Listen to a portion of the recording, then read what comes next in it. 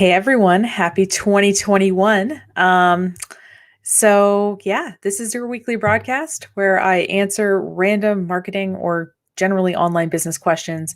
And today's topic is keyword research.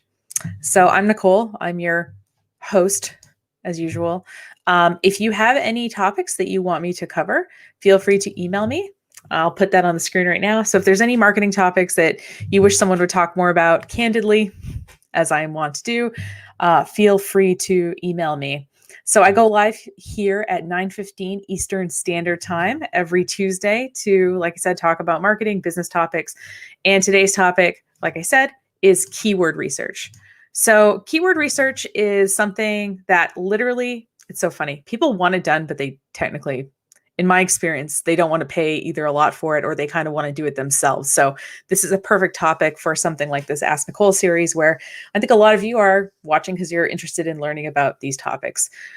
So keywords are words or phrases, I should say, because there's usually more than one word that you put on your website, that you put in your metadata into your code of your website and have people find you via search engine. And so keywords are important because obviously they help with your search engine stuff, and they also kind of help you find more relevant customers without having to, pay for ads and stuff all the time.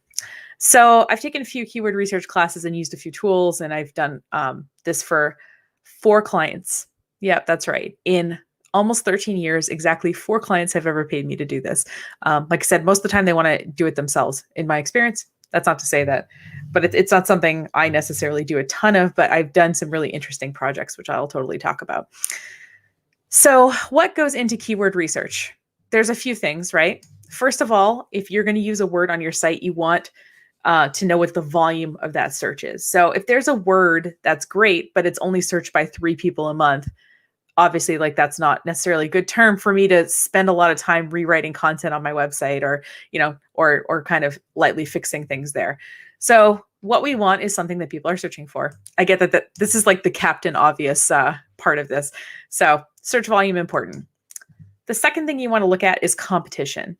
So let's face it, I think a lot of people, I'm not sure if the CEO of Coca-Cola or giant corporations are watching this. I'm guessing not.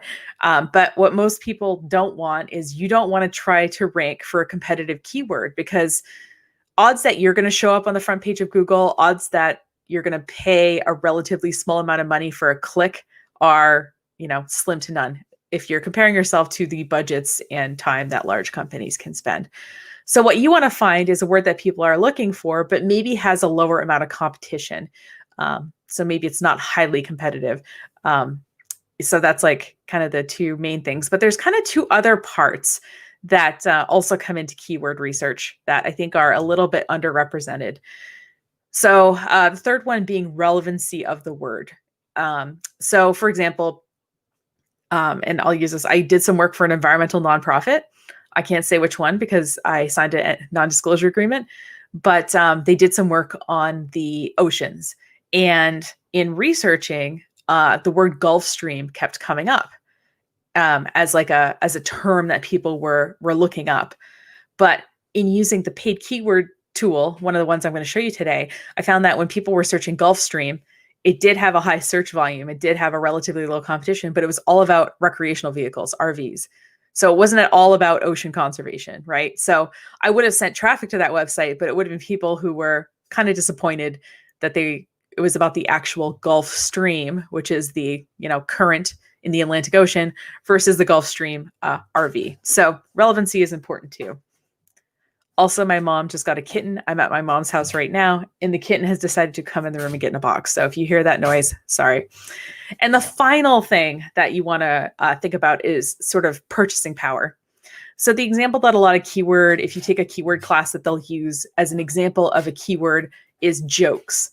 So if someone searches the word jokes, usually they're not looking to buy something. They're just looking for a joke that they can tell at the company retreat or at a party or something. They're typically not great. All the animals are in here now, all 2 of them. So you want a word that people, especially if you're in business, that people, when they search the word, are going to make a purchase afterward. So someone who's looking at a couch cover DIY is not necessarily ready to purchase, but someone who's looking up couches for sale probably is. So what we want to think about too, especially if we're in business, is like how many people who search this word are looking to actually buy something. So you may ask yourself, okay, I get all these intellectually, right? But like, how do I figure out what search tool to use? There's Kit in the background if you want to take a look at that. So first of all, there are free tools, and I'm going to show you a couple of them now, and then there are paid tools, of which I'll show you a couple of them now. So the free tools they do volume really well, competition, and they'll also give you ideas for other words. I find that that's what they're good for. So let me go ahead and share my screen with you here. Oops. So there we go. So this is Google Trends. So what you can do in Google Trends is you can compare up to 5 keywords at a time, or key phrases, I should say. Again, I keep saying words, but I really mean like a series of phrases. So what I did here was just some examples for my co-working space. So as you see, office for rent, when I look at and I can pick like, I can pick worldwide or whatever. And I can pick also the past 12 months versus a longer period of time. Sometimes that's helpful if you're looking for trends, like, if you want to do a fun one, just look up Halloween costumes and just watch the spike every October. If you go back far enough. So it's just showing for the past 12 months. As you see, it looks like offices for rent has a much higher search volume than the other 3 terms. So what I might want to do is I might want to get rid of these and add some more relevant terms here. So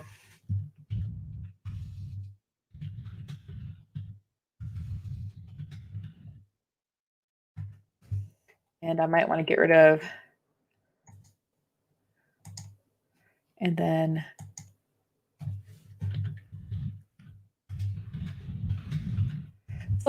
so you see that like what I can do is sort of find search words over time that are kind of more relevant. And as you see, look, rentable office space is barely registering here as the green line that's practically touching the x-axis here. So I can, if I want, I can remove this.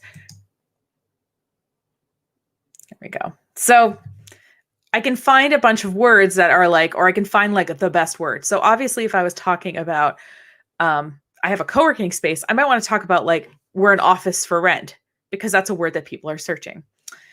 Now, besides giving us sort of a relative search volume over in the United States over the last 12 months by default, again, I can change those 2 things. If I scroll down, I can also see a little bit of more granular data, like, what regions of the United States these are more searched. And it'll also give me, and this is kind of where it becomes a little bit more useful for me, related queries. So what I can do is I might want to add these for my consideration, because it's giving me some other ones, and it's showing me how these ones appear to be rising. They appear to be searched more. So maybe what I want to do is just say top. And so there we go. And I'm seeing office for rent near me. Okay, there we go. So what I might want to do is I might want to put these in my mix as I'm doing my search. So at a certain point, as you do research, you will eventually run out of keywords. Like, you're not going to be researching into infinity. Eventually you're going to run out of different words to search. So what you want to do is kind of like you do any research, right? You want to kind of expand, and then you want to narrow. I mean, at least that's how I like to do my research. So Google Trends is a free tool. But there's other free tools as well. Before we got on, I just hopped onto WordStream, their free keyword search tool. And what I was able to do here, so if you just have no idea where to start, like there's not even a word you're thinking of, one thing you could do is put in your website URL. You pick your industry, and it's funny, I tried different industries just to see if it would and I picked a different one, and it said there was no results. So apparently industry can be important. So, and location. And then what it's doing is it's giving me ideas of words based on what's on my site. And again, we know that the free tools, right? So here is the Google search volume, the relative volume. And this CPC is cost per click. So obviously if something is, let's look at this one right here, this $22.29 per click. So there's a volume it's a medium high, high competition in Google. It's got a high competition in Bing. So that's why it's driving up the price. Obviously, something's more competitive. So what you want to do, like I said, is you try to find these like sweet spots, these sort of keywords or key phrases that are being searched, but that nobody is really buying, stuff for. So you can, just like with any of these too, you can typically sort by, they're not going to let us sort because we're not paying anything, but normally they will let you sort these columns. But of course, what you can do if you don't feel like paying is you can obviously export these into or copy and paste them into some kind of spreadsheet software and keep searching. You might now, like I said, I just typed in the homepage of my website. I might put in other pages and there might be other words that would come up, but this is what's just based on my homepage. So again, what you're going to do, like I said, with your keyword research is at first, you're going to just look at all possibilities and you're going to get as much information as you can. And then you're going to narrow them down. So the free tools, like I said, they're pretty good, especially if you've never done keyword research before. They're a good option. But to me, it's worth paying something because the paid tools will give you more context. So I talked about that RV example, the Gulfstream RV. That the only reason that even came out was because I used the free tools to kind of generate my list and sort of narrow down what I was thinking. And then I used the paid tools to just really delve in. So the paid tools that I'll show you are going to give you a little bit more context. They're going to give you more granular data. They typically allow you to kind of save your results. Most of them, by the way, have at least a 2-week free trial. Some of them have a month free trial. And a lot of them actually are less expensive than they used to be. So you probably have noticed that software is kind of moving in the direction of paying per month. So the keyword discovery tool was when I first started using it, it was $400 for the year or something. Now, though, they have a monthly fee. It's 30 days free, and then it's $49 a month or something like that. So let me show you a couple of the paid options here. The one I've used before is keyword discovery, and that's nice because it kind of because the other thing too is with the free tools, you have to kind of see the opportunities yourself. The paid tools will sometimes kind of highlight, oh, hey, this is a low competition keyword where people buy stuff and, it's got a fair bit of searches or something, it'll kind of point them out to you. So this keyword discovery tool does have, if you go to the homepage, the first thing it's oh, hey, free trial. So what you can do is you can get yourself organized and then, do the free trial. Another one is Moz. So I've talked about Moz with their search engine stuff before, but they also have keyword tools.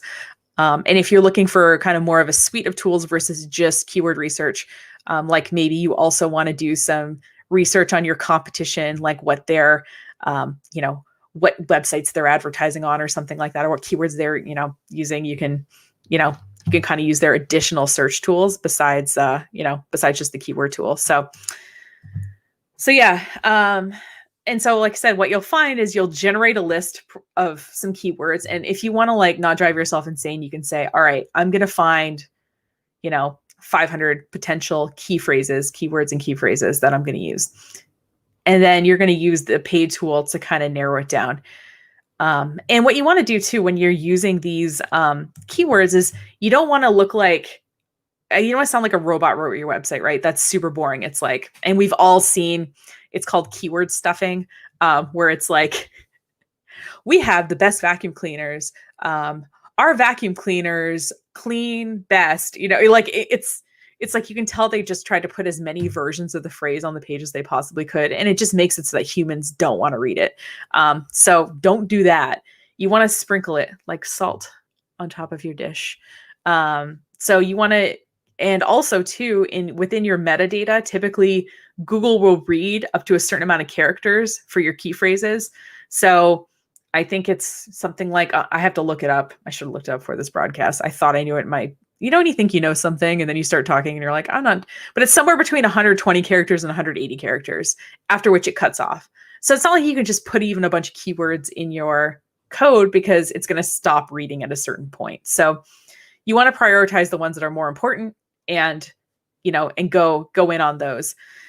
And, in terms of results you can expect, if you, just honestly, anytime someone approaches me and thinks that I will do one thing and it will save their entire business, I will say we did this keyword research for a university. And again, like I'm keeping all these people anonymous. So like, I'm not trying to be like intentionally vague. I'm just like, you know, yeah, anyway. So we did this for a university because their website software was terrible. And like, we couldn't really change much in terms of like, so the only thing we could really improve on was the keywords as part of their page descriptions and as part of their, keyword tags in their metadata.